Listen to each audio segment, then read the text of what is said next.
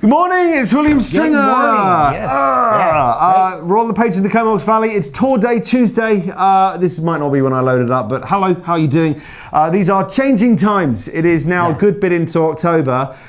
People have now really got over the fact that summer is over, but this is going to be some evergreen news. At this time of year, it is a great time to bring the family back together and to start to plan a little bit for the future, a little bit like the farmers would do at this time of year with their crops. How are we going to store stuff for food in the winter? There's an analogy for you. Yeah, exactly. And coming off a great summer and lots of spontaneity and things we do with our family and our wallets.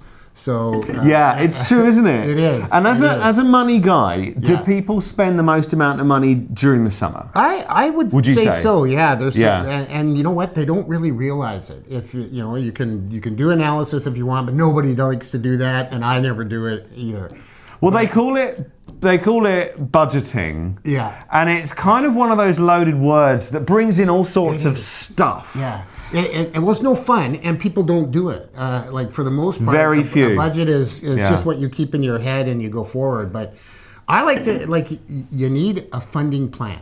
And now is the best time of the year to do that because you've just built your routine back. You've had your summer fun. We know what's on the horizon with winter activities, kids sports. You're going to say activities, the big event at the end of the year for many, right? Yeah. And it's a matter of this month, October, these next few weeks. You're going to find a lot of professionals talking about family funding plans, right? And we know we're not calling it. Right? I like that, a family funding plan. Yeah. And it doesn't have to be elaborate. No. You just go explain it then. Yeah. Yeah, I think it needs to be an event though, a family event, a partner event. Sitting down, looking at where you're at, where your plans are, and even if you already have a home or what have you, it's not necessarily about that. But fiscal responsibility takes a plan. You need to have goals, set your goals with a cup of coffee one evening. Or a date night. Date night. Make it a date night. Make it more fun. I mean, even though we've made it a very fun name called Funding Plan, make it fun. Make it something you look forward to. Right. Go and have a meal. Then and okay. So when you're actually doing it, what does that look like? Are you getting up paperwork? Are you getting up spreadsheets? Yeah. What would you recommend? Well, it doesn't need to be overly extensive. You don't need a big spreadsheet, just a pen and a paper. What money is coming in and where is it going right now? And once you look at that, you can see they call it discretionary spending, right? You find those areas and pay attention to them because you can't change your hydro bill other than on the wall, right? There's things that you can do to save pennies here and there. But it's setting goals and looking at the numbers and saying, yeah, we can achieve that. And if it takes, however long it takes, but the thing is not having a plan is a plan to fail. You're gonna be in your credit cards before you know it. Right? So I'm going to use a bit of a kind of a food analogy. If I'm ever having a time like in the summer when I'm being really bad with food and, like a lot of people do, and you constantly eat the kind of foods you want, you appreciate them less. And this sounds a little bit like it with money. If you're careful with money, then you get that discretionary money because you've earmarked it. Right. And then you don't feel guilty spending it. Right.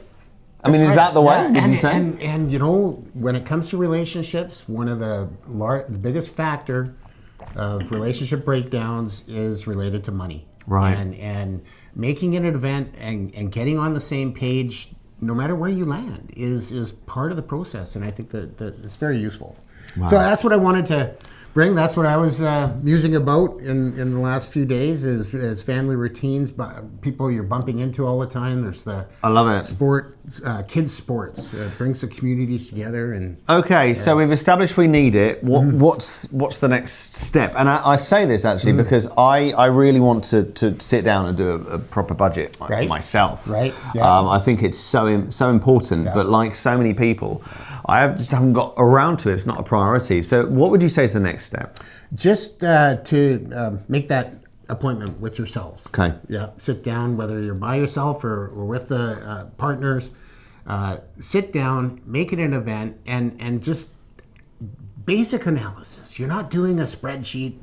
Nobody's going to worry about how many coffees you had in a day.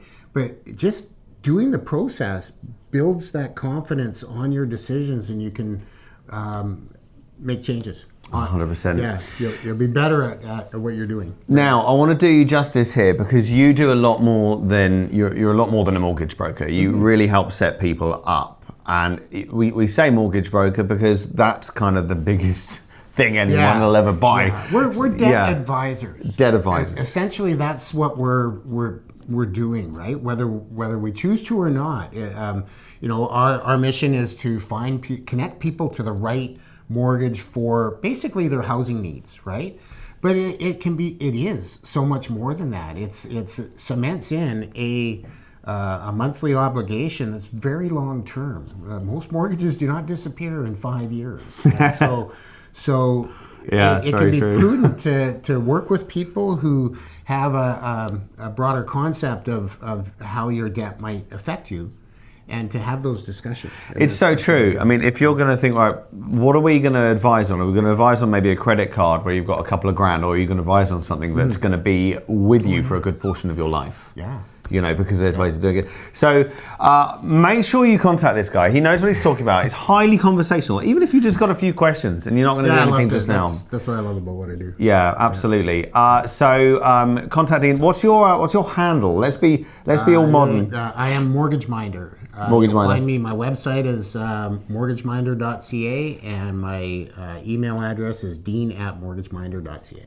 Perfect. And William, you're easy to find. I see you're working really hard at selling your clients' homes. Thank you. Thanks very much. And I do, and I'm relentless about that, and I take a lot of pride in doing that. So at Realtor William Stringer. Right. Okay. Now we release, because we wanted to get some things out. We've got them out. I hope we've actually got 2 cameras. I'm pointing at both of them now. Yeah. So we've got one for short form video, one for long form video, because we really want to get out there on different platforms, but we want you, wherever you are in the whole world, to have a good viewing experience. So we actually wanted to work hard to make that as good as possible. So we've got 2 cameras in different ways. So wherever you picked us up, thank you very much. We really, it's the reward. Yeah, we look forward to talking to you. Yeah, absolutely. It's a reward to know that you've just got something out of it. Thank you very much. Great. We will see you in 2 weeks' time. Gotcha. Great. Cheers. Bye. Bye. Okay, that was fun. That was lovely.